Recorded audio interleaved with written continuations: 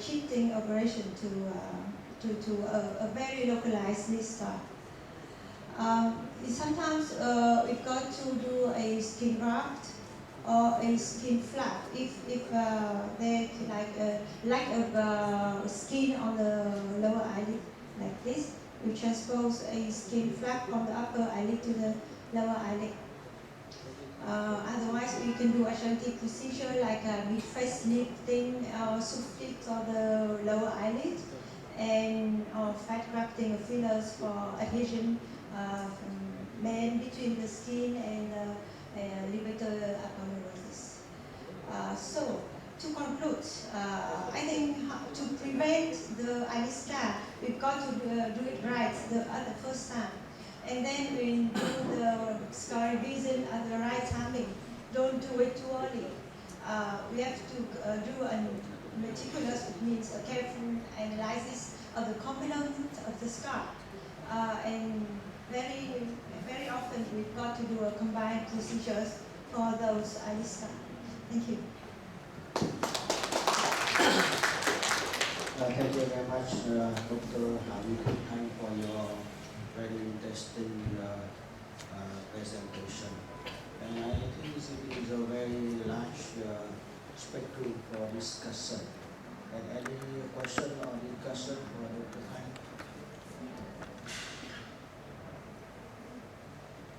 Because cosmetic surgery is another domain and another field. It's very different from ophthalmology because it's we know that many methods for cosmetic surgery and also combine and we should apply when we do surgery. And if any who have any question, how about Dr. Anh? You can have any suggestion, comment, or Dr. Thanh or other Dr. Hu? Thank you, Mr. Sinh, and also thank you for Dr. Thanh for very interesting subject. And Dr. Thanh talk very detailed about how to suture and how to suture the skin, and also how to suture the deep layer of the eyelid. And I just want a small comment. If Dr. Thanh, you should present more detail about the suture of the Tassan plate. You should talk about the young doctor about you will suture the whole the Tassan plate to prevent cornea damage. Thank you.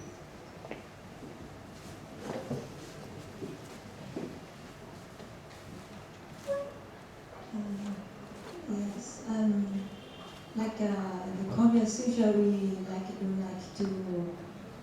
to take the whole depth of the tissue. So in the tarsal place, we place one suture for lower eyelid and 2 to 3 sutures for the upper eyelid. Normally, I take about 90% of the tarsal plate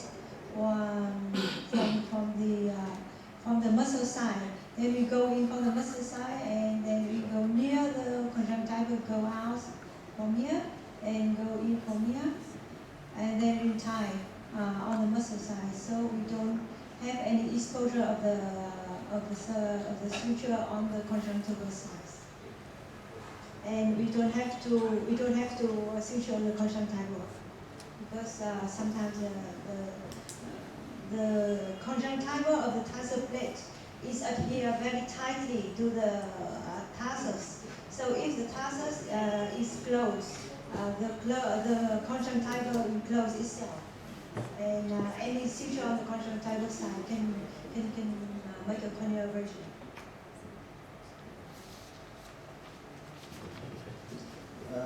When I use cosmetic surgery, many cases I very like to use deep suture. Because when I use deep suture, I often use absorbable suture. And after you can use skin suture, is the clothes for the clothes better and the good cosmetic. But I also very afraid about the scaring is not very bad scaring. And I saw in your presentation, you saw one patient, you have a plan to do the surgery for him. And can you show about the result after you repair this patient with the scaring and also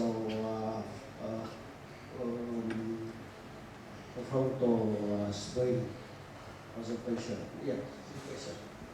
You show us about the result after surgery?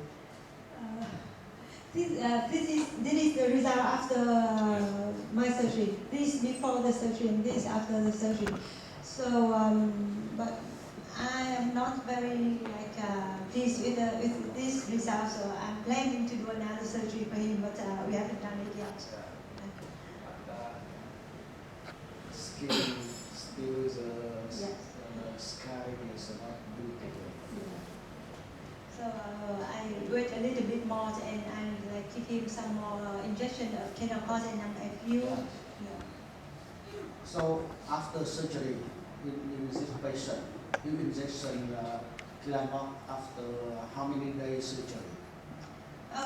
Normally, if I inject botulinum toxin, I inject it right away after the closure. But if I inject kenocort, it will be at least 1 week after, because in the face, the fibroblast phase is like about after 1 week. I'm sure the face of the like this. So just like at least 1 week or 1 month, I think. I want to inject the steroid right away because it prevent the wound from healing. I know Dr. Gu, you have many experience for this repair scarring after trauma, and we can have any so some of your experience for other doctor here. And Dr. Can you show? I think it's a trauma. You should clean the wound very carefully and avoid to cut a lot of tissue, damage the tissue, and in the future, like Dr. Tang presented.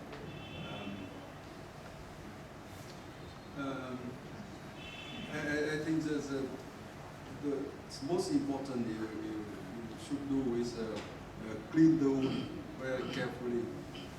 This also prevent the bad scar. And Professor Sun said very interesting.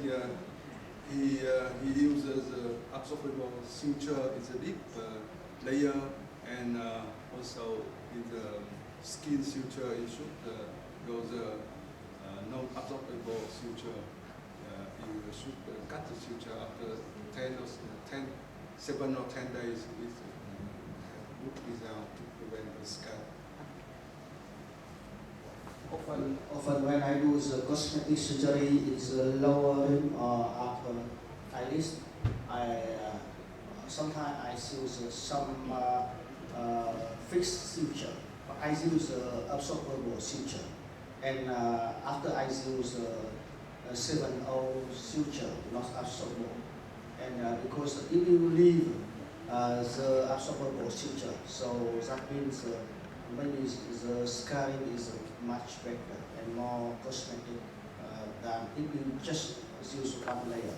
And if you use one layer, when you cut the suture, the skin suture, and by the time from 1 week, 2 weeks, or 1 month or 2 months later, the scarring will be larger, and scarring not good like if you see 2 layer. And I often sometimes I often use absorbing procedure and leave it or close the school the wound is better. Yes. Any other question or comment or question? Yes, thank you very much for your very good presentation. Because I am not specialized on the aesthetic, so I couldn't understand all the things you presented. But I am more interested in the ocular surface. In the case you do the cosmetic surgery, when you do reconstructive or the cosmetic surgery of the eyelids, so that you evaluate the ocular surface before or after surgery. Because as you know that eyelids play a vital role for keeping the tear film stabilized. In fact, I met some patients after eyelid surgery, and in some cases the eyelids didn't touch well on the ocular surface. Some cases they touched too firmly, so it caused the problem of the ocular surface.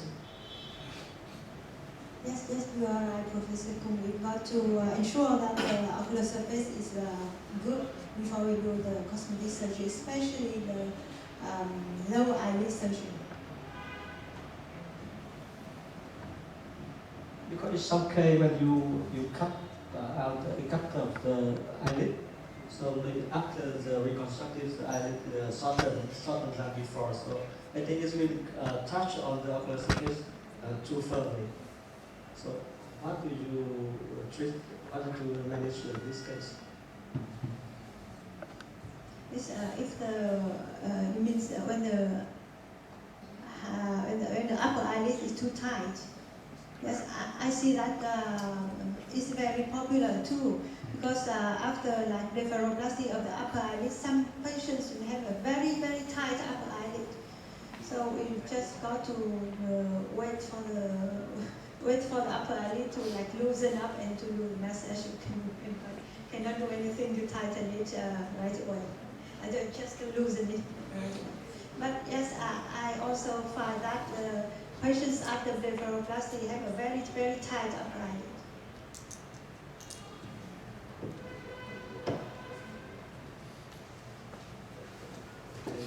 Any other question or comment for Dr. Thanh? Yes, Dr. Sun. I know that Dr. Kung, I mean that in some cases when you do some technique like touch so cheap, something like that, the close suture were too high, it can make some cornea erosion or operation. And the other thing that you should bury well, the suture not. That in some case, if you do the whole deep, but that's the place where the suture can have some north inside too deep, and it can make the corneal erosion operation. Okay. And at that time I am working in the trauma department. Some student to close the eyes, trauma, because that, and you have showed many techniques, full technique. But actually, in some case, very quite hard. I mean, that extremely case, difficult case. You do many things and you change this car like the other cars. So it's okay, complicated. The last case you show it. With him, you should do well the patient education or try to convince him to accept his situation. I think that. Thank you. Yes, Dr. Sun, do you have any question? Please come back to the question of Dr. Cook. And when we close the tarsal of the eyelids, please come back. Yeah. By this image, if you do the close tarsal like this, If you use maybe 5 or 6 zero seal to close it by like it, I think the knot sometimes is just exposure under the skin. Okay? If you do another way, you make it, you can come back again. When you look here, if you do the orientation of the needle like this, the knots will be buried under the wound, right? If you do the like this for the tarsal, you can do like this for the tarsal when we close the tarsal entrance. I think if we go from front to back like this, the knot will be buried under the muscle. So it is not very high risk. Yeah.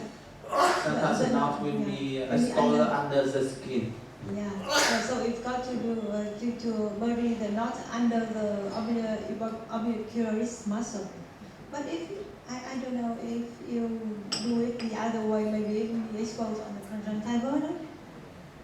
I think it will be between the two.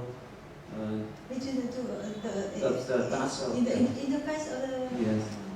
But if you leave anything in the interface of the wound, it won't heal well.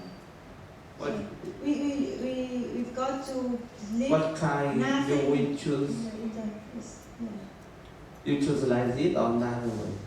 No, I do it from front Yes, to okay. back and then back to front. And the second question for the last patient, your repair I think is very good, but in this patient, I think after the very big trauma of hospital, the major canthus will be released. Yeah. I think you can repair the major canthus. Yeah. You fix it again. Yeah, it was fixed twice. Twice? On the first revision and then at the second revision too. Because at first it was very. Pay attention to the eyebrow, quite contour very good, and distance between two eyebrow, two angle, inner angle, it's quite I think symmetric. So the technique perfect. No need to do anything more. He's got a little bit of excessive skin here, so Okay. maybe remove it. Don't touch anymore. Okay, thank you. Okay. So, any other question or comment for Dr. Tan? So, thank you very much, Dr. Tan, for your very good presentation today, and bravo for Dr. Tan again. Em vừa xin vừa giỏi. Next section is article review.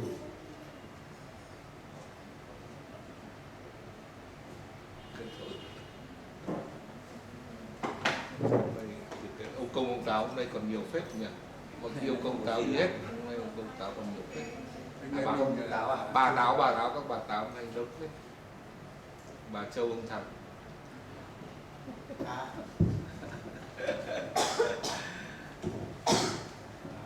So next she will talking recent advances in treatment approach in characteristics for your presentation. Good afternoon, Professor from my colleagues. I'm Dr. Maja. I'm of technology resident from Harvard Medical University. So today I'm going to present about the recent advances in treatment approach in fungal keratitis. We go to briefly review about the fungal keratitis. This is the most common causes of keratitis in tropical and surgical region and a major cause of corneal blindness.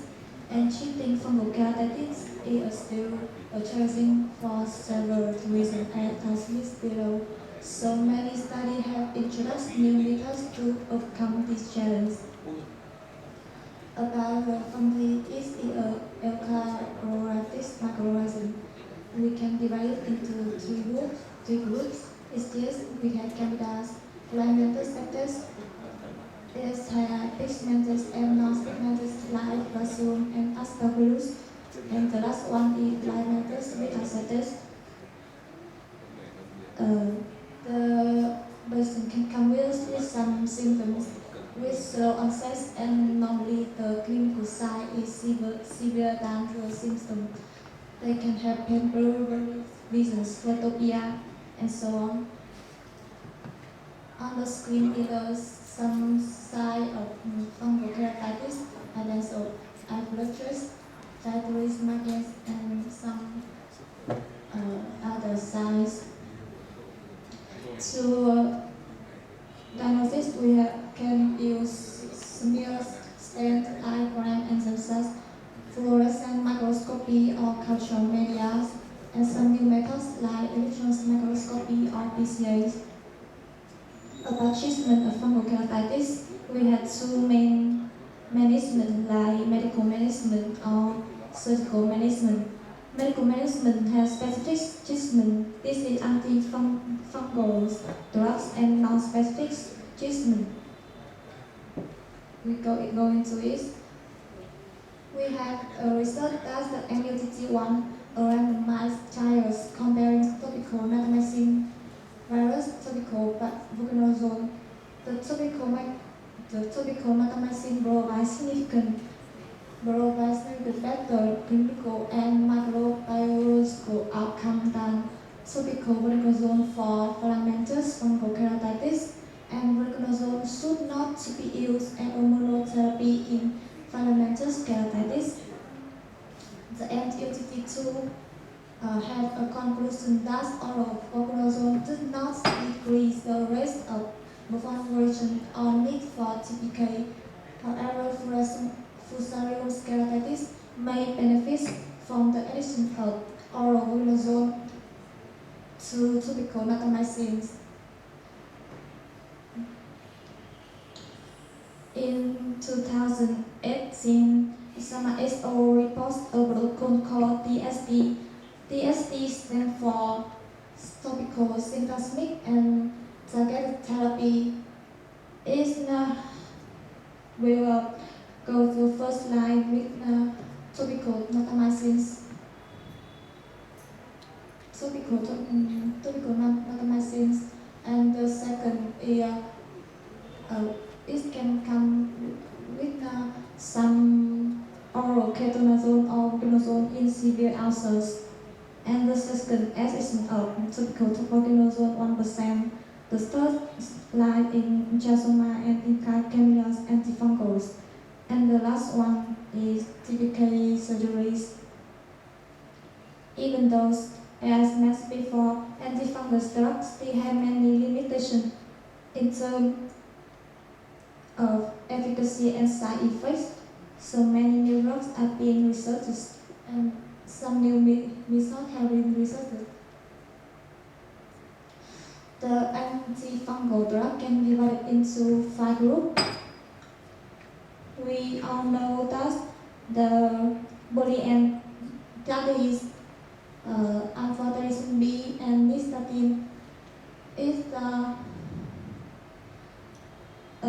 this group binds to aldosterone in the fungal cell membranes, causing the membrane to become leaky, and azole and alanine inhibits different steps of aldosterone synthesis, while azole they inhibit the conversion of plasmodiol to aldosterone by blocking fungal sterol 14 alpha debutinase. Meanwhile, alanine they inhibit swollen epoxide. Both groups affect acrosome synthesis and can also interfere with cholesterol in host membranes, leading significant adverse effects. A new group EH-nocadin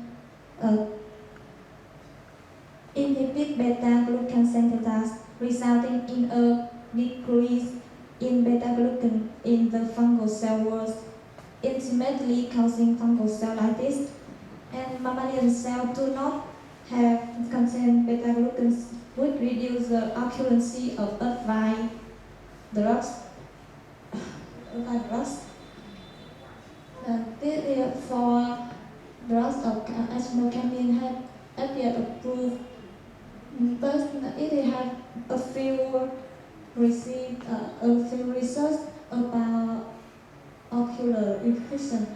FDA is just approved for the management of invasive systemic fungal infection.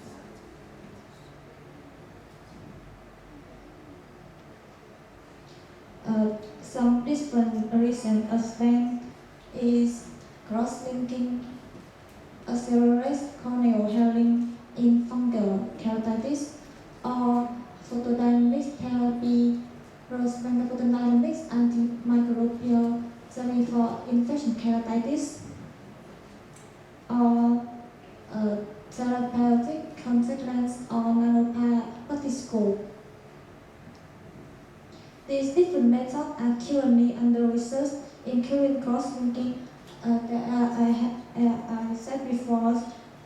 However, most results and conclusions still require further trial in the future to determine their effective. So, key points to remember in the future, we need more new antifungal treatment approach require